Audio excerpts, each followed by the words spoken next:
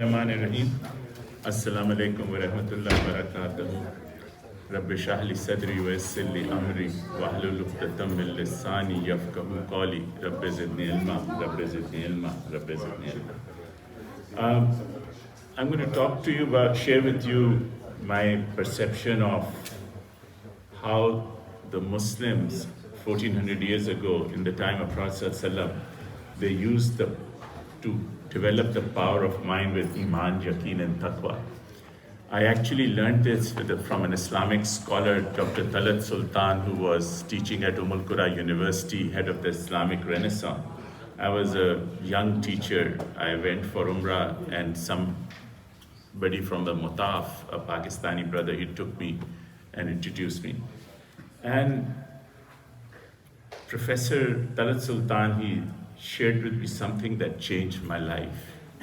He said that the Muslims, they were so strong for the first 1,000 years after the Dawah of the Prophet, that the whole world was, in a way, ruled by them, affected by them.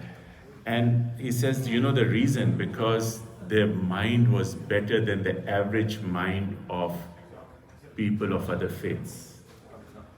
And I started thinking about it. I said, what did the Prophet ﷺ teach, because of which the minds became so strong?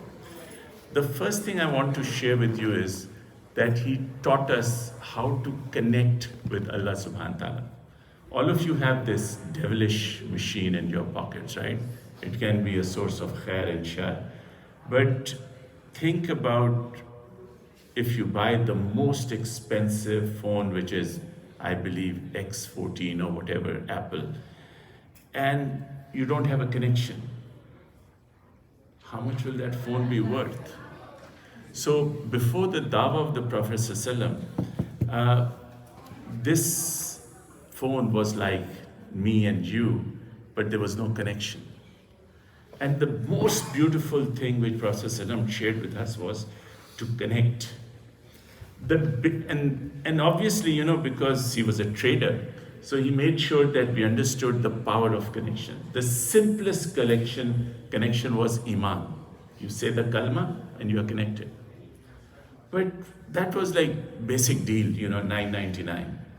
If you wanted to go to, let's say, $59.99, it was, or $100.99, it was like Iman. Now, if you want to think of Iman, think of one of the musallis here who has a rich father sitting back, and I was talking to people from Egypt or Jordan, and he calls his father and he says, Wallahi, Dad, I'm all right in here, but if I would love to have some money from you. And the dad wires the money. So the Iman is that every time I use this and I connect, I'll get something. The Iman that, whatever risk I have, everything I have is coming from him. Now the highest level of connection, which is priceless, you can't even imagine, is taqwa. Taqwa is being afraid and also being in love, something in between. Like you come to the salah because if I don't come, Allah will not like it. So you're afraid that He won't like it. But at the same time, I know many of you come because you love to come here. If you are not here, something goes wrong in your heart. It goes like this. You say, I should be in the masjid. What am I doing at home? That is taqwa. When you are doing something wrong and you are asking yourself, I should not be doing this, I should be doing something right. That is taqwa. When you speak harshly to your parents and you know you should be speaking to them kindly, that is taqwa. So it's a very fine place or space between being afraid of Allah subhanahu wa ta'ala and also being in love with Him. So this is the actual gift which the Prophet gave us, the connection. And then from that, if you have that connection, everything becomes easy. Haququllah, which is salah, which is which is fasting, which is qiyam, siyam, hajj, umrah, zakat, everything. Because if you have taqwa, you don't look at your money. You say, what pleases my Rabb? I have to do it. I have to give. I have to take. So we started thinking out, how do you build this? How do you develop this? So in the time of Prophet ﷺ, what is the first thing he asked them to do? He said, do the shahada, do the kalima. And La ilaha illallah, ashhadu an la ilaha illallah, ashhadu anna Muhammad. This became the source of that connection. So in today's world, wherever you are sitting and you know what sort of environment there is, if you want to build this connection, the easiest way is to just take just a few minutes, few seconds, close your eyes, look inside, and see the connection from here to the seventh heaven, and see if the connection is there. And maybe recite the kalma, Ashhadu an la ilaha illallah, subhanallah, walhamdulillah, wa la ilaha illallah, wallahu akbar. Whatever you feel comfortable, make and strengthen that connection minimum once a day. If not, then at Fajr and Maghrib, if you want to have a better connection. Best connection is 5 times a day. Even best is if you do it at Tahajjud. So 6 times if you just close your eyes and ask His help. La hawla wa la quwwata illa billah. I cannot do this without your help. Give me the connection. Give me the connection. And you will see major transformation happening in your life. Why this program? We all have tremendous potential to do well, not only in this world, but hereafter. And including myself, and this message is also for me, we all fail ourselves, we fail our Rabb, we fail our Prophet, we fail ourselves. And when you look at our performance, it is a pittance compared to the potential which Allah has given us. But the minute you start developing your connection of Iman, Yaqeen and Taqwa, your performance starts improving leaps and bounds, leaps and bounds. Right now, we have 1.5 billion Muslims. But if you ask me who are the quality people amongst the Ummah, I'll answer you in a very simple way. I'll say, just look for the connection. If you are connected, you are quality. If you are not connected, then unfortunately the quality is not there. Biggest challenge is how to improve the quantity of quality people in the Ummah, starting with ourselves. And another beautiful thing is once you start with yourself, you will find that you can share that with other people. You influence other people with your connection. The purpose of this program is to emphasize the importance and urgency of developing the power of mind over matter in our homes, mosques, schools, colleges, universities, and workplaces.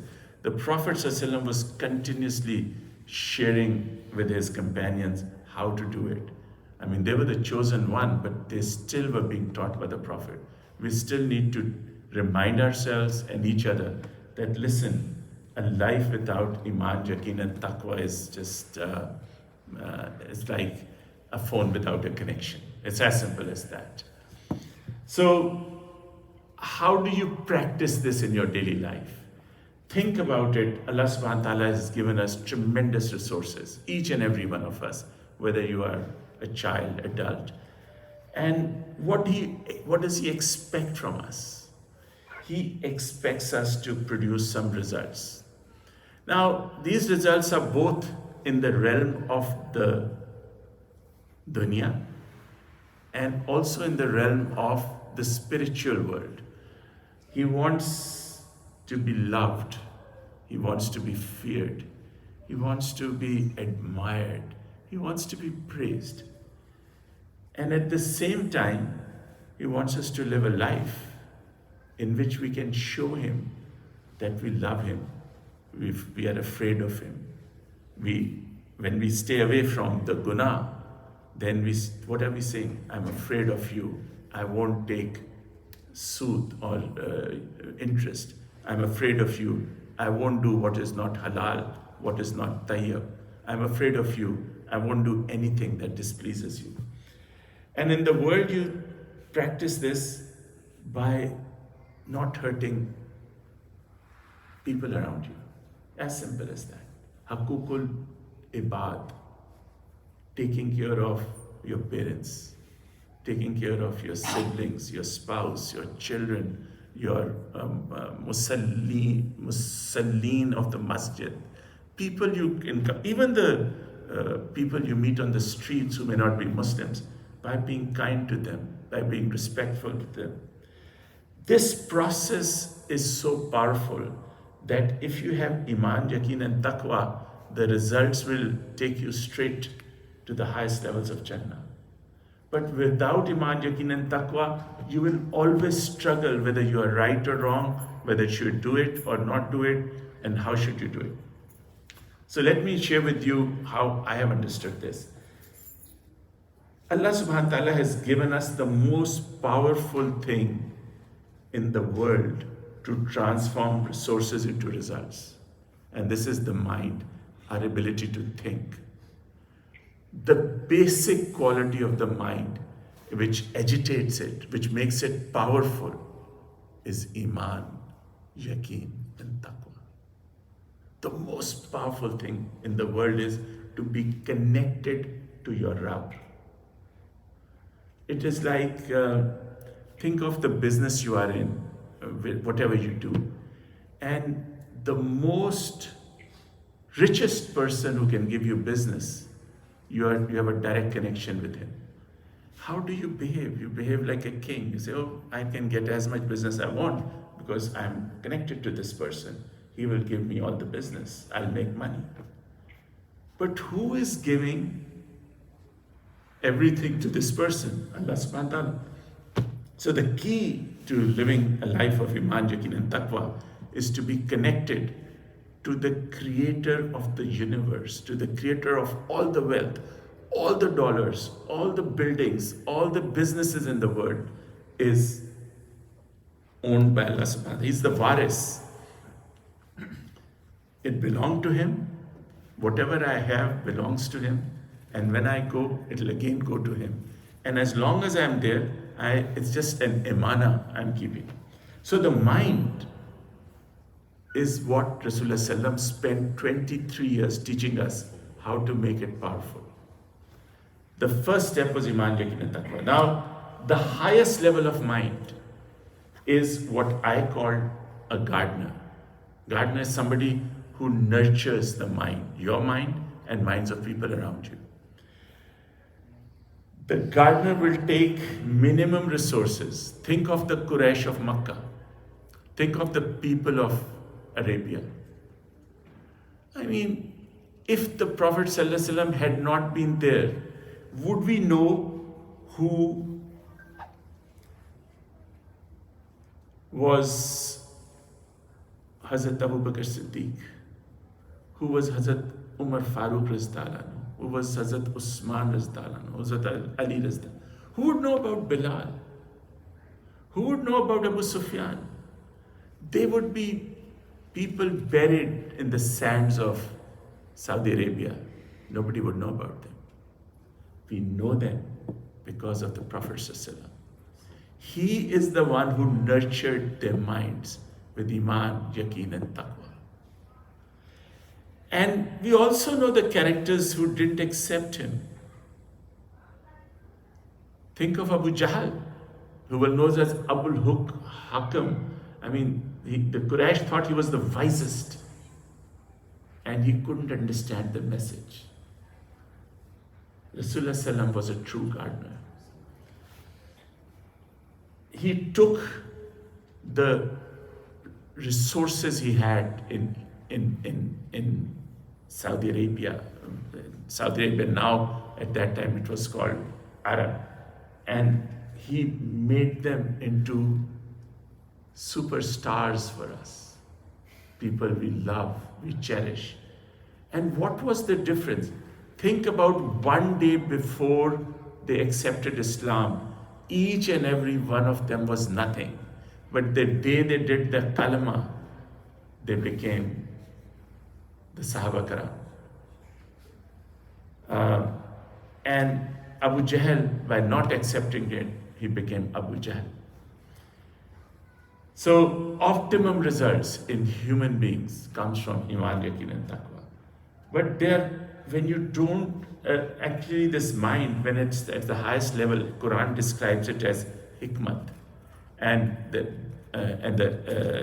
in English, the Americans and the Western people, they call it wisdom. Now, when you don't have wisdom, then you become a parasite and woodcutter. People of Arab and Ajam who didn't accept the deen, they actually became parasites and woodcutters.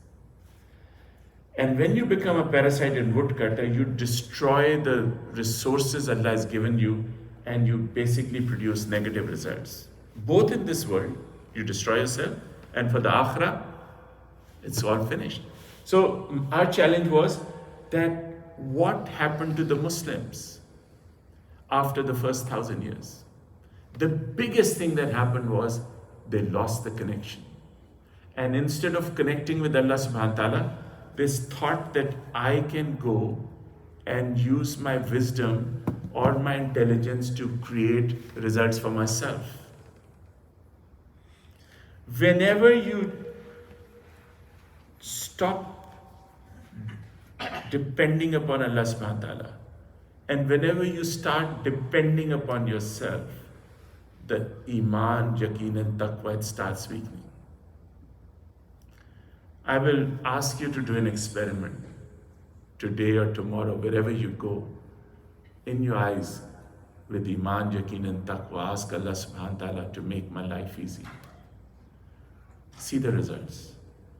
And after a few hours, go somewhere and say, I will do this. And what you will see is, when you put your faith in yourself, the results may come, they may not come. It's His wish. But whenever you put your Iman, Yaqeen and Taqwa, and you put your faith in Allah subhanahu wa ta'ala, you will find the results will be promising, better, and always improving. So I asked myself a simple thing: what is the difference between the gardener and the woodcutter? The gardener in any situation is always thinking about giving to please Allah subhanahu wa ta'ala. He invokes, he uses his Iman and Yaqeen and Taqwa that I will never ever be wanting anything by giving. So in a worldly manner, he is losing money by giving. But in the spiritual world, he is telling Allah subhanahu wa ta'ala, I've given this because I have Iman on you, I have Yaqeen on you, I have Taqwa on you, and you will take care of me. And the whole universe starts working to help this person become better and better. G is for generosity, C is for courage. If you want to think about this in the times of Prophet, think about when Prophet asked for funds for one of the wars, and Hazrat Umar bin Khattab said, I will bring half my worldly goods and I'll beat Abu Bakr Siddiq Radhiyallahu in how much I give. The competition was in giving, it was not in how much we have. And he brought it, and then subsequently when Hazrat Abu Bakr Siddiq said, okay, he brought everything. And then Hazrat Umar realized that he cannot compete with Hazrat Abu Bakr Siddiq Radhiyallahu in terms of giving, because his Iman, Yaqeen and Taqwa was far stronger than Hazrat Umar bin Khattab's Iman, Yaqeen and Taqwa. They actually learned to understand Iman, Yaqeen and Taqwa through how much they gave. There are so many beautiful narrations from the time of Prophet ﷺ of this Iman, Yaqeen and Taqwa.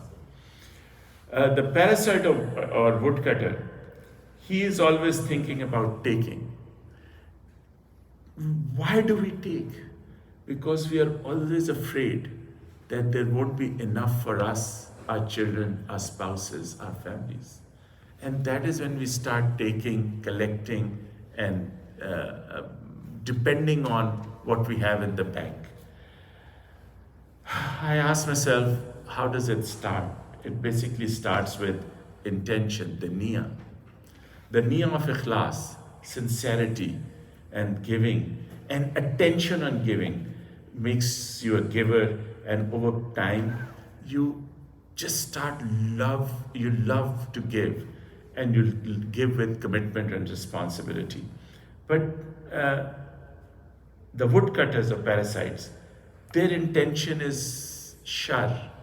They want to destroy things, take, and the attention is on taking with fear and greed. And over time, they become habitual takers. So, what do you think happened to the Ummah? 1.5 billion people. The first 1,000 years, they were woodcutters, but the majority of the people were gardeners. They had iman, yaqeen, and taqwa they were giving. And now, when we look at the world we live in, the majority of the people are parasites and woodcutters. They're saying, I don't care what happens in Gaza, I don't care what happens in Palestine, in Kashmir, in Burma, wherever. All I know is I should have enough for myself, my children. We also asked ourselves a question that, what do these parasites thrive on? They thrive on three things. Hubbe mal. The more money they have, they think they are better. But unfortunately, the connection keeps weakening. The second is significance. They want respect from people. Again, the connection is weakening. And the third thing is they want to control the good and bad things for the people under them. They want the power to make and break them. So these three things they thrive on. The gardener, on the other hand, bases his life on value. For example, I was sharing with my brother here that I learned from Yusuf Estes that the gardener always wants his rizq to be halal and tayyib, highest quality, purity level. Secondly, in terms of significance, he wants to be with people who are beloved to Allah subhanahu wa ta'ala. And lastly, he prays to Allah subhanahu wa ta'ala, please make me one of those who are like people who are beloved to you. These three elements helps the gardener thrive with wisdom. They help him in increasing his iman, yaqeen and taqwa. So when a gardener lives his life based on values, with the ikhlas and attention and giving, with commitment and responsibility, he actually builds and contributes. The biggest building and contribution is not of physical structures, it is the mind, iman, yaqeen and taqwa. When Prophet ﷺ, after 23 years, what did he leave behind? It was 250 to 500 people who were his companions in Medina. These people were so strong in their iman, yaqeen and taqwa that in the next 30 years, they demolished two superpowers. The Iranian Empire and the Roman Empire. And look at the material wealth they had, nothing. Just armed with iman, yaqeen and taqwa. And they went and they faced two of the most powerful forces in the world, and they just demolished them. So, building and contribution, the biggest building contribution you do as a human being is when you improve your mind with iman, yaqeen and taqwa by connecting. And for that, you don't need to pay anything, anybody. You don't need to go to T-Mobile, Horizon, Verizon, whatever the companies are, thousands. You don't want to, you just need to collect to Allah. In the best of times, those times will become better. In the worst of times, that connection will help you in passing through it. Please please, please, I implore you, that however good you are, ask yourself, Allah, please make me better in my iman, yaqeen and taqwa. And these parasites and woodcutters, they intention of shar, with attention on taking, commit, they demolish and destroy. And you know what they destroy? Not the buildings. The masjids will be there. The houses will be there. They will destroy the minds of the people. My submission is very simple. If we need to make sure that Islam prospers in our hearts, minds, in our houses, in our masajid, with our children, we need to focus on iman. And I tell you, it's the easiest thing to do. Everybody wants, mal. You know what mal is? Worldly things from Allah subhanahu wa ta'ala. Very few people go and say, Ya Allah, I am majboor, I am weak. Please give me the strength of my connection with you. Iman, yaqeen and taqwa. And you do that, and like the doctor says, you use these pills for, empty stomach, first thing in the morning, after lunch, and after dinner. But I suggest, if you really want this and you're hungry for it, 5 times a day, if you get up for tahajjud, do it then. Or do it anytime you feel weak or worried. Ask Allah subhanahu wa ta'ala for this. What can we do? Our biggest asset in the Ummah is our people, but these are the people who are connected. Our biggest liability are also the people, and these are the people who have weak connections. And the best way to convert your liabilities into assets is by something called building beautiful mind. A beautiful mind is a mind that has iman, yaqeen and taqwa. And the easiest way is to, number one, G is for giving. Start giving. Anything you can give. A smile, a hug.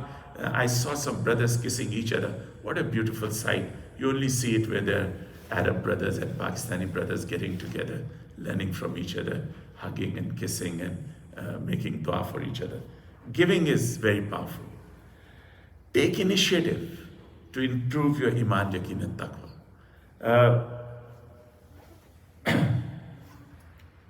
Look into the future. Life is not what it's here now. Look into the akhirah. Think about your qabr, your grave. And if there is going to be light in that grave, it is only going to be there if I and you, we practice iman, yaqeen and taqwa. So, we put away a little bit of money for the rainy day, put a little bit of thought of iman, yaqeen and taqwa for the grave, for the akhirah, for the Yawm Hashar, for the day when there will be no shade except the shade of Allah subhanahu wa ta'ala. And we'll be trembling there.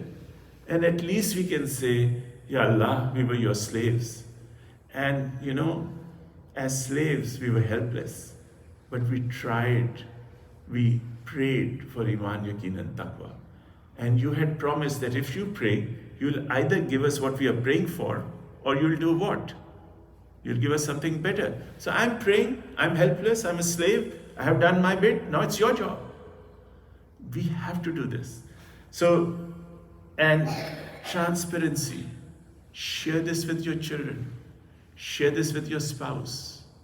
When you sleep, before you sleep, make the connection. When you get up, first thing that you should ask yourself is, what's the first thing we do with this? Oh, any mail from, So look at this cell phone here. And any mail from Allah subhanahu wa ta'ala. And what will be the mail like? Do good this to your father. Tell him you love him. Do good this to your mother. Tell him you love her. Do good this to your spouse. Tell her, I'm grateful. You stand with me in the hardest of times. The mail will be, do this to your children. Hug them, kiss them, tell them how wonderful they are. This is the sunnah of my Prophet. Every day look for mail here.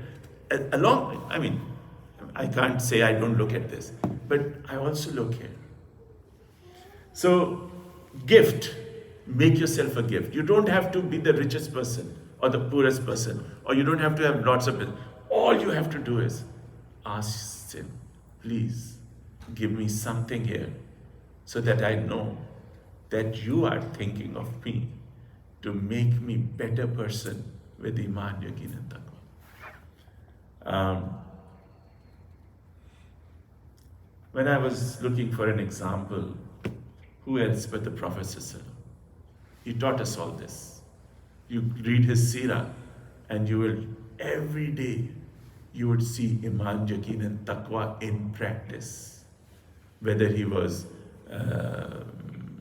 praying, whether he was fasting, whether he was talking to his Sahaba Karam, whether he went and fought the impossible wars of Badr, Uhud, Azab, and all the wars, Fatah Makkah, Sulh Hudaybiyah. You know, Sulh Hudaybiyah is the biggest example of Iman, Yaqeen and Taqwa. So read the seerah of the Prophet looking for how to practice Iman, Yaqeen and Taqwa. I am a farmer. Apart from teaching, my father gave me some land and I do what they call organic farming there. For 50 years I've been doing it, and we plant two crops. One is peas and tomatoes. When I'm planting peas, I find the best seed, best fertilizer, everything I planted. But if you read this, nature imitates herself, grain thrown into ground brings forth fruit. A principle, a thought thrown into the mind brings forth fruit. Everything is created and conducted by the same master. The original quote has master with capital M, referring to Allah subhanahu. This is Pascal is a Western scientist. The roots, the branches, and the fruit. When I plant peas, I'm so helpless. Why? I can't force that seed to develop roots, branches, and fruit.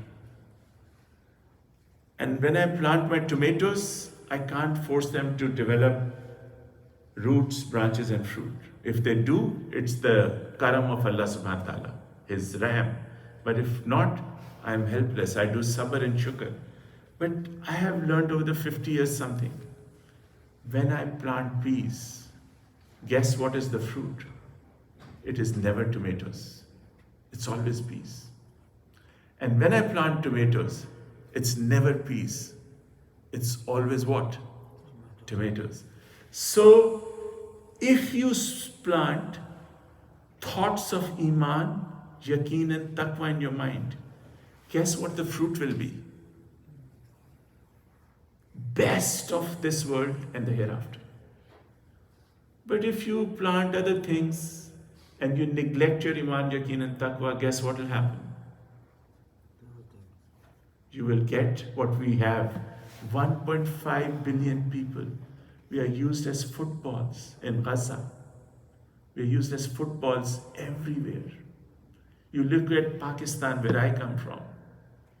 You look at Egypt. You look at Syria. You look at Palestine. And Palestine has the smartest people, well-educated people in the Middle East. Egypt has the best brains. Syria has best brains and best cooks. Iraq, they make the best fish. I just learned today. But then nothing, because with all the wealth, with everything, when Iman, Yaqeen and Taqwa is not there, we are laughing stock. The big question is, can we build beautiful minds by design? If yes, then how? Our strategy is very simple. Allah subhanahu wa ta'ala has given us hardware, my body, this laptop, this masjid, the United States of America, the whole world, sun, star, moons, the whole universe. And He says, you are the waris. But the software is my thought. Now, which is more important? What the Prophet taught us 1400 years ago was, Sallallahu Alaihi Wasallam. He didn't ask us to change houses, spouses, and horses. All He asked us to do was plant Iman, Yaqeen and Taqwa in your mind. And you said, one of you will be equal to 100 of them, 10 of them, 20 of them. You will be so strong, you'll be invincible, provided you have these seeds in your mind. But unfortunately, when we look at ourselves today, what are we running after? We are running after the mal, which was which was the wealth of the kuffar. The wealth of a Muslim is his iman, yaqeen and taqwa. The wealth of the kuffar at that time and now was mal. You know what Hazrat Ali Raztallah anhu once said? Somebody was making fun of him that you were the Khalifa and look at you, you eat this dried bread in water. And he said, in Urdu, I'm going to and then translate. He said, "Hum Allah ki taqseem pe razi hain." I am delighted with how Allah has divided things between us. For them, it is wealth which will disappear, finish, and gone. And for us, it's ilm, which will be there for all times to come. What an amazing statement.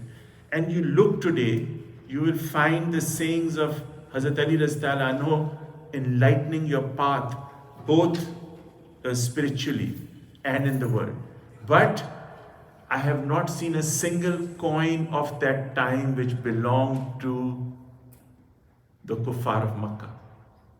So our strategy is very simple. We want to facilitate the building of beautiful minds with Iman, Yaqeen and Taqwa. Thank you very much. May Allah bless you. Jazakallah for staying.